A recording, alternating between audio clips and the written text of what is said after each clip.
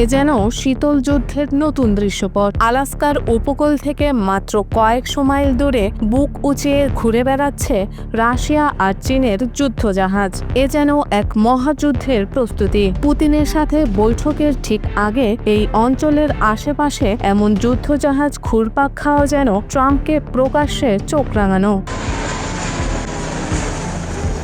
বন্ধু চীনকে সাথে নিয়ে এশিয়া প্যাসিফিকের জলে যৌথ টহলে নেমেছে রাশিয়া। দুই সামরিক মিত্রের এমন মহড়ায় চ্যালেঞ্জের মুখে যুক্তরাষ্ট্রের সমুদ্র আধিপত্য। আলাস্কায় দুই পরাশক্তির এমন টহল যেন চোখে আঙুল দিয়ে বলছে, বৈঠকে যাই হোক রাশিয়াকে দমানো যাবে না। Мы считаем абсолютно необоснованной ссылку на агрессивность России. Не мы агрессивны.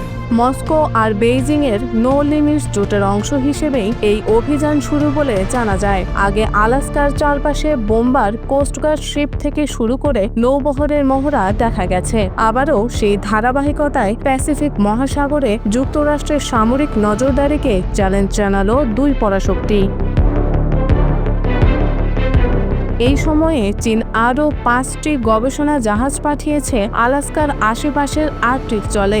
সবচেয়ে গুরুত্বপূর্ণ বিষয়, মাত্র একদিন পরই আলাস্কাতে বসছে এক ঐতিহাসিক বৈঠক। মার্কিন প্রেসিডেন্ট ডোনাল্ড ট্রাম্প আর রাশিয়ার প্রেসিডেন্ট ভ্লাদিমির পুতিনের। এজেন্ডায় রয়েছে ইউক্রেন যুদ্ধবিরতি, কিন্তু বৈঠকের আগ মুহূর্তে এই নৌকৌশল বাড়িয়ে দিয়েছে জল্পনা কল্পনা।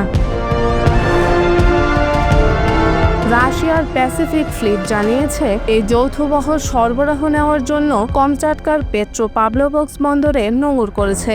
আবাচাবেতে অবস্থানরত এই জাহাজগুলো আলাস্কায় পশ্চিমতম অ্যাটোদ্বীপ থেকে মাত্র 575 মাইল দূরে। এখান থেকে তারা পূর্ব নির্ধারিত টহল রুটে যাত্রা অব্যাহত রাখবে। তবে এবার তারা উত্তরে বেরিং সাগরের দিকে যাবে নাকি দক্ষিণে জাপানের দিকে নামবে তা এখনও নিশ্চিত নয়। মার্কিন নৌবাহিনী বা কোস্টগার্ড এ নিয়ে কোনো প্রতিক্রিয়া জানায়নি।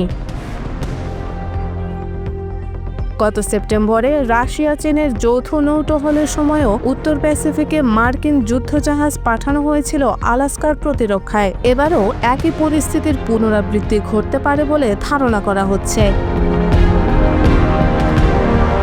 বিশ্লেষকরা বলছেন, এই অভিযানের কৌশল শুধু সামরিক নয়, বরং রাজনৈতিক বার্তাও বহন করছে। ট্রাম্প পুতিন বৈঠকের ঠিক আগে আলাস্কার কাছে রাশিয়া ও চীনের উপস্থিতি যুক্তরাষ্ট্রকে কূটনৈতিক চাপের মুখে ফেলতে পারে। এটি বেইজিং এবং মস্কোর জন্য একটি পাওয়ার শো।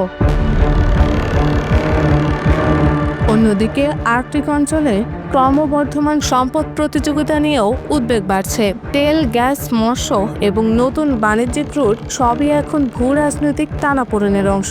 আলাস্কা ঘিরে চীন রাশিয়ার আগ্রহ এই প্রতিযোগিতায় যুক্তরাষ্ট্রের জন্য সরাসরি চ্যালেঞ্জ।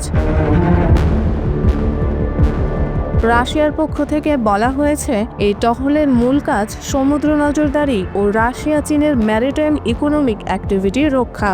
অন্যদিকে চীনের প্রতিরক্ষা মন্ত্রণালয় জানিয়েছে, এটি দীর্ঘদিনের বার্ষিক সহযোগিতা কর্মসূচির অংশ, কারও বিরুদ্ধে নয়। প্রথম যৌথ নৌটহল শুরু হয়েছিল 2021 সালে, আর এই মহড়া 2012 সাল থেকে চলে আসছে। কিন্তু আলাস্কার এত কাছে যুদ্ধজাহাজের উপস্থিতি তা নিঃসন্দেহে বিশ্ব রাজনীতিতে নতুন ঢেউ তুলছে।